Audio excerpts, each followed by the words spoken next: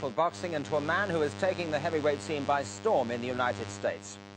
Mike Tyson is almost into the heavyweight unification series. At 20, he has an awesome undefeated record of 26 fights, 24 of which were KOs, and was set to face Trevor Berbick for the WBC title in November if he could win his fight earlier today against the former world cruiserweight champion, Alfonso Ratliff. Ratliff, at 6 feet 5 inches, could be an awkward customer. Ratliff's been in with some very impressive men too, but he's suffered 3 defeats and he's been knocked out by 2 world champions, Tim Witherspoon in 1981 and Pinklon Thomas in 1983. Now let's see if Tyson can produce his most explosive form in the scheduled 10-rounder. Commentary by Reg Guttridge. So the staring from Alfonso Ratliff, I must say, you notice that height there, 6'5". What an advantage. Davy Pearl, local referee.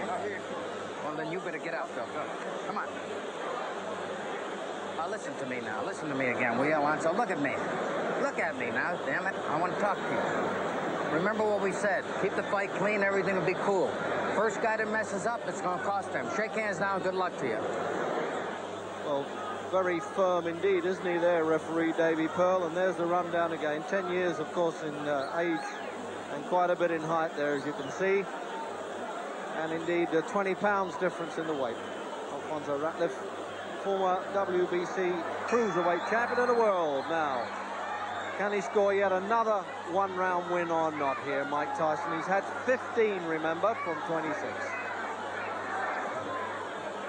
But Ratliff has been talking a very good fight, I must say. He's been putting Tyson down quite a bit.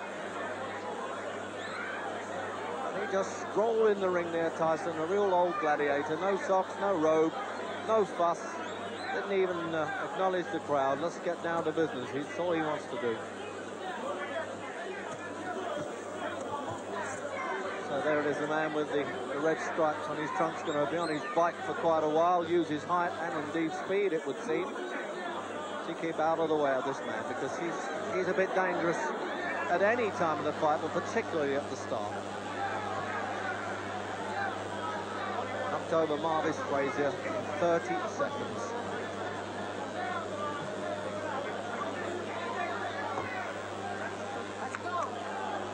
Oh, referee Davy Pearl clapping hands there and saying, come on, let's go. He doesn't want the hit and hop it stuff from Ratliff, but that's the first punch he's nailed in. The crowd knew it, and Ratliff knew it.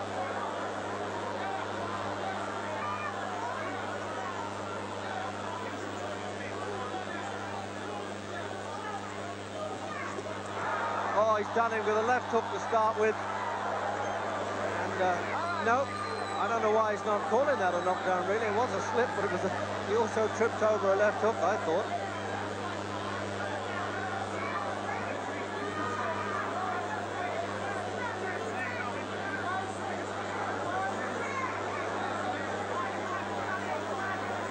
Well, as I say, he talks well, Ratliff, but he's not doing much in this round, is he? Except run for his life, not that I can blame him. Most exciting fighter to hit the heavyweight scene with a minute to go in the opening round then.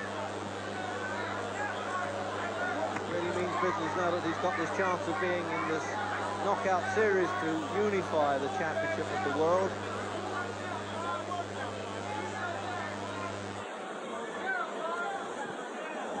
All he knows how to stalk fighters the whole time, Tyson. Cut that ring size down a bit. Turn him loose. Turn him loose. Well, that's a good thing to say about any fighter there. It sounds like open the cage, really, doesn't it?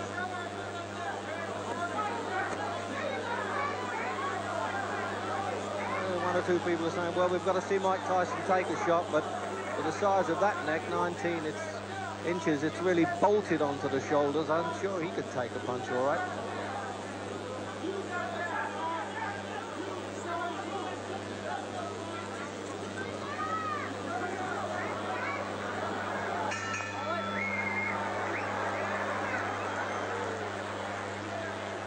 Well, strictly a survival round there by Alfonso Ratliff. And there's Tyson and the rundown with the statistics. That's Kevin Rooney in the corner. So that's quite obvious, to cut that ring down. That means he's got to cut the corners off, stop him running. A little bit.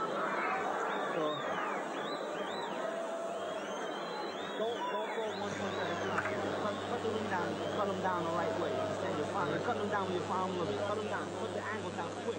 That's it. You're doing good, though. All right? So There it is. Been beaten actually by Tim Witherspoon and Pinklon Thomas. They were full heavyweights. And he fought on the Bruno Witherspoon bill at Wembley last July, defeating Stanley Ross. But a fight to forget as far as Ratliff was concerned. So out for the second round then, scheduled for 10. And he has had the experience now a couple of times, Tyson, of going 10 rounds. In fact, more than 3 times to be exact.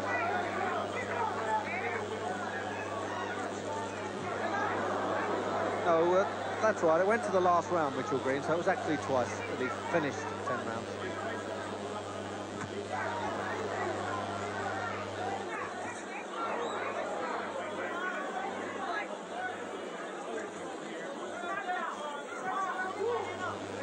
With Tyson, he doesn't allow the opposition to settle down. Rabalta did this in his last fight, the Cuban, but as I say, caught up with him in the final round. Mitchell Green did in fact stay the distance just. Oh, what a left hook. Just separated himself from his senses there. What a punch. He hits you with everything. He's hanging on to the bottom rope, Ratliff. I don't think he's going to make this. It's 9. I'm surprised you didn't count him out in the act of rising there, Davy Pearl. In Britain, that certainly would have been so. And it's just a question of how long now, isn't it? Because right at the start of the round, Tyson's got the man on the hook, and he won't let him off. Sure. Midway through. Well, the talking came to nothing, and that's it.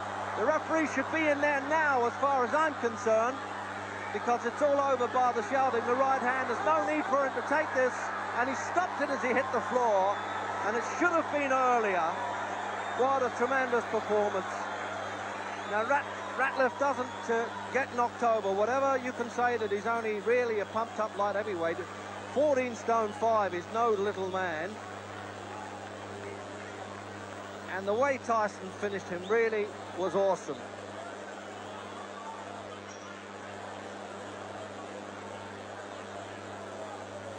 Hardly blowing, almost. He created more sweat coming into the ring than he did in the actual fight. This man really is some fighter, there's no doubt about it. I can't believe at 20 years of age he can do all these things.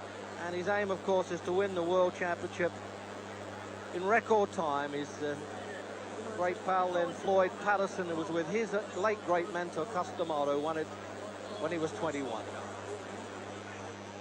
So let's have a look at the replay now as he catches him up there, backing off. That's the punch that started the downfall there. I was amazed that the referee let him go on after that. Now from the overhead camera, backs into the ropes, legs well spread, and then bingo, he had no chance with that one.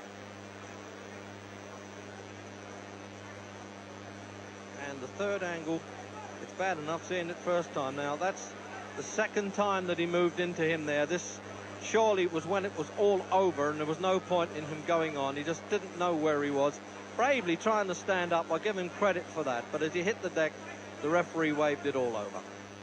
Well, he's a fearsome young man, isn't he?